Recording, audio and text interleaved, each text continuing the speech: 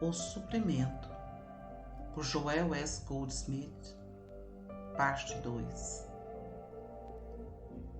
Num certo instante dizemos que não podemos nos preocupar quanto ao nosso suprimento ou à nossa saúde. E no momento seguinte dizemos que precisamos orar sem cessar. E conhecereis a verdade, e a verdade vos libertará. Embora isso pareça contraditório, ambas as afirmações estão corretas, mas elas têm de ser compreendidas. Há sempre uma crença de bem humano em operação, uma lei de estatísticas, e dela nós extraímos nosso benefício material. Nas vendas de porta em porta, há geralmente uma média de uma venda a cada 20 visitas. Nas propagandas de mala direta, há um retorno médio de 2%. No dirigir veículos, é dito que a regra estipula uma certa porcentagem de acidentes. As companhias de seguro de vida possuem uma tabela de expectativa de vida. E, baseando-se nessas médias, elas podem lhe informar a cada instante quantos anos de vida ainda lhe restam. Viver humanamente, isto é, a seguir ao longo do dia a dia, permitindo que essas médias nos afetem, permitindo que crenças humanas operem sobre nós, não é um modo de vida científico. Isso tudo faz parte da crença em existência humana. E ao menos que façamos algo especificamente a esse respeito, ficaremos expostos a estas chamadas leis de saúde ou econômicas. Estas sugestões, que realmente não passam de crenças, são tão universais que agem de modo hipnótico e tendem a produzir efeitos sobre os menos avisados, trazendo-lhes limitações. O que nós podemos fazer para nos manter livres de tais sugestões e vivermos acima delas? Em primeiro lugar, temos de viver em um plano de consciência mais elevado. Tanto quanto possível, temos de nos exercitar no conhecimento de qualquer coisa que exista no campo do efeito não é uma causa, não é criativo e não tem poder sobre nós. E isso nos leva ao importante ponto da sabedoria espiritual. Eu sou a lei, eu sou a verdade, eu sou a vida eterna. Ora, uma vez que eu sou consciência infinita e a lei, nada no mundo exterior pode agir sobre mim e se tornar uma lei para mim. Não há nada que nos possa infligir sofrimento, a não ser que a aceitação da ilusão como realidade. As coisas chamadas pecado e a doença não são coisas pelas quais temos de sofrer. São formas assumidas pelo erro. Independentemente do nome que lhe dermos, elas são só hipnotismo, sugestões, ilusões, se apresentando como pessoas, lugares ou coisas, se mostrando como pecado, doença, necessidade ou limitação. Não devemos viver como se fôssemos efeito, com alguma coisa operando sobre nós. Lembremos de viver como a lei, como princípio do nosso ser. Podemos assumir os nossos negócios só na medida de nossa percepção consciente de que estes são efeitos de nossa própria consciência, a imagem e semelhança de nosso próprio ser, a manifestação ou expressão do nosso eu divino, e só então seremos a lei que os governa. Temos de começar nosso dia com uma reflexão sobre nossa verdadeira identidade. Temos de nos identificar como espírito, como princípio, como a lei que atua em nossas coisas. É coisa muito necessária lembrar que não temos necessidades. Somos consciência espiritual, individual, mas infinita, corporificando dentro de nós mesmos a infinitude do bem. Por isso somos o centro, o ponto da consciência divina que pode alimentar 5.000 pessoas a cada dia, não usando nossa conta bancária, e sim a infinitude do bem que jorra através de nós, assim como o fazia através de Jesus. Não vamos de encontro às pessoas pensando no que podemos delas obter, ou no que elas possam fazer por nós. Apenas vamos para a vida, como para a presença de Deus. Ao longo do dia, quer estejamos fazendo trabalho doméstico, dirigindo o carro, comprando ou vendendo, temos sempre que nos conscientizar de que somos a lei do nosso universo, o que significa sermos a lei do amor, para com todos que fazem contato conosco. Devemos lembrar conscientemente de que todos os que entram na esfera do nosso pensamento e atividade devem ser abençoados por este contato, pois nós somos a lei do amor, somos a luz do mundo. Lembremos de que não precisamos de coisa alguma, pois que somos a lei do suprimento em ação. Podemos alimentar 5.000 daqueles que ainda não sabem de sua verdadeira identidade. Existe a crença da separação entre nós e Deus, nosso bem, e nós a corrigimos quando reconhecemos que eu e o Pai somos um. Tudo que o Pai tem é meu. O lugar onde eu estou é Terra Santa. No reconhecimento da infinitude do nosso ser, percebemos as verdades da Bíblia. Percebemos a verdade de suas promessas. Já não se trata de citações, mas de afirmações de fatos. E isso nos traz até a linha demarcatória entre conhecer a verdade e não nos preocupar. Percebemos agora a verdade como algo assentado em nossa própria consciência, a realidade do nosso ser.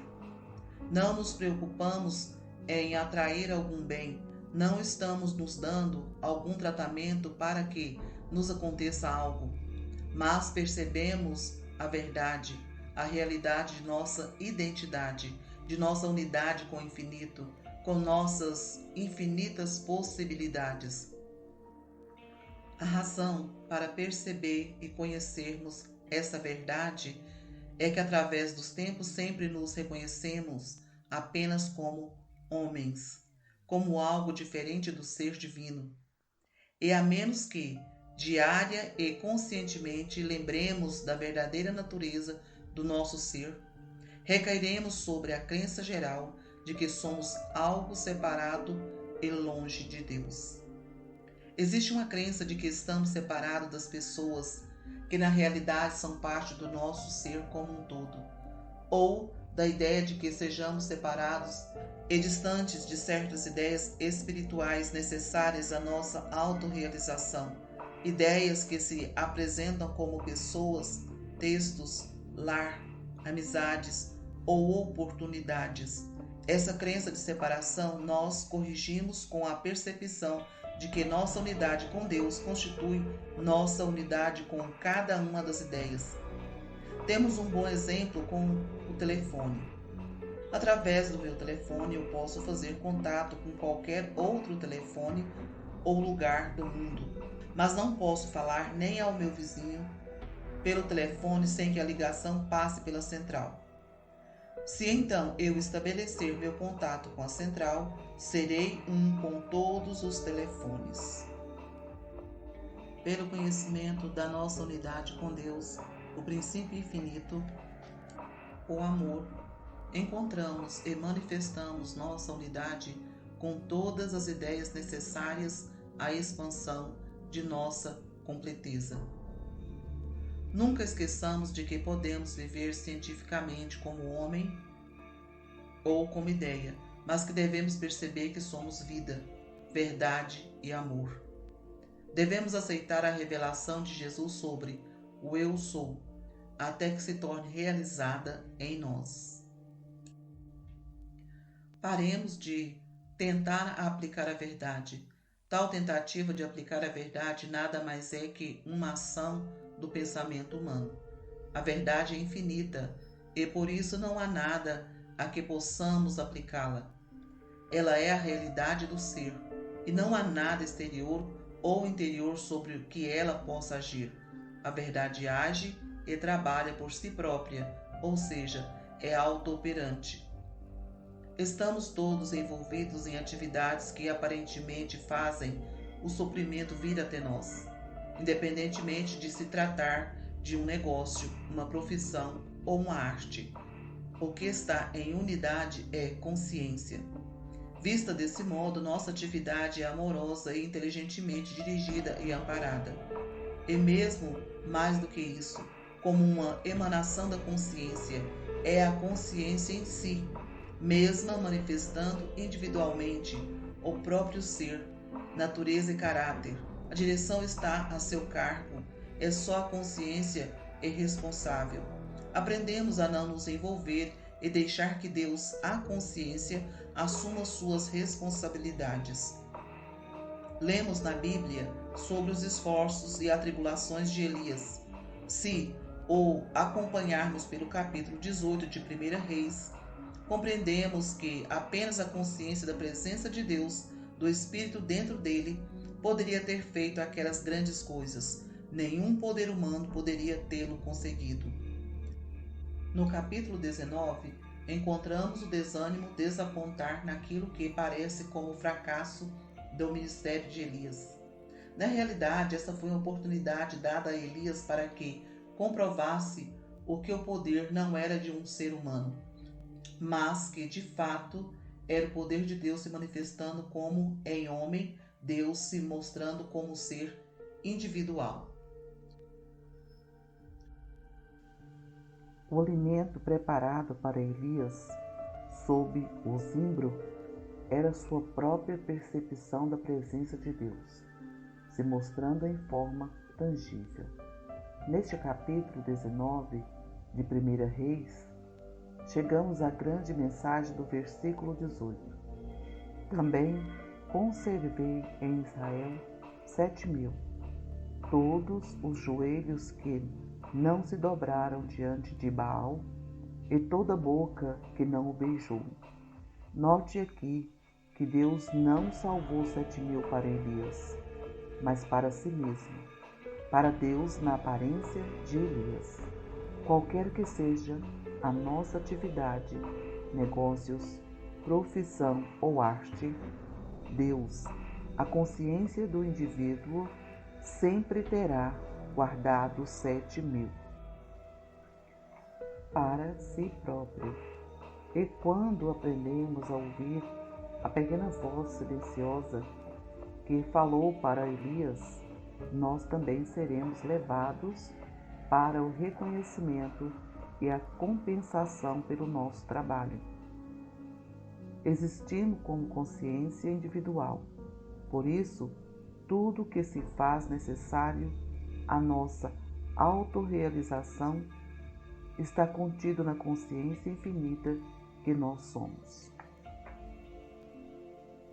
Deus se expressa de modo individual como sendo você e a sua habilidade. É de fato a habilidade de Deus. A sua atividade é de fato a atividade da consciência, da vida. Por isso, a responsabilidade por você é responsabilidade de Deus. Obtenha esta consciência da presença de Deus e terá todo o segredo do sucesso em todo o curso da vida. Como consciência espiritual individual, temos preparado para nós os 7.000, isto é, Deus, a consciência do ser individual, a sua consciência tem lhe dado suas habilidades e capacidades individuais e desse modo tem lhe proporcionado as oportunidades e as recompensas. E estas aparecem para preencher cada situação. Lembremos sempre de que Deus, nossa consciência individual, preparou para nós tudo o que é necessário para a realização de nossa experiência pessoal. Nunca estamos fora da harmonia do ser de Deus. Cultivemos a qualquer momento a percepção da presença de Deus.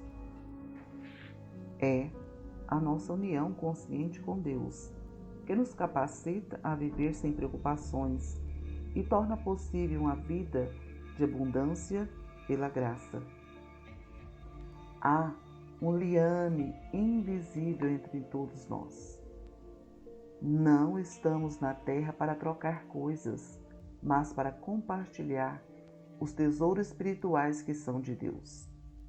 Nosso interesse em cada outro ser humano é, na verdade, puramente espiritual.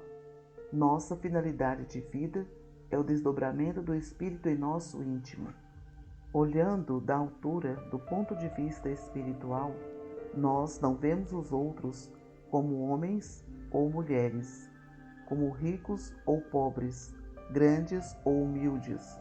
Todos os valores humanos ficam submersos no nosso interesse comum em buscar e encontrar o reino interior. Vemos aos outros como viajores na senda da luz. Dividimos nosso desenvolvimento, nossas experiências e nossos recursos espirituais. Nunca esconderíamos tudo isso dos outros. Assim não há inveja ou ciúmes daquilo que os outros alcançam espiritualmente. Que fique bem claro que qualquer coisa que tenhamos em termos de suprimento, posição, prestígio ou poder, saúde, beleza ou riqueza é presente de Deus e por isso igualmente disponível a todos na medida de sua abertura de consciência. E compreendemos agora como podemos derramar nosso amor impessoal sobre o mundo dos homens. Clareemos a visão. Qualquer coisa que os outros possuam, mesmo aquilo que pareça um bem material, é apenas expressão do seu estado de consciência.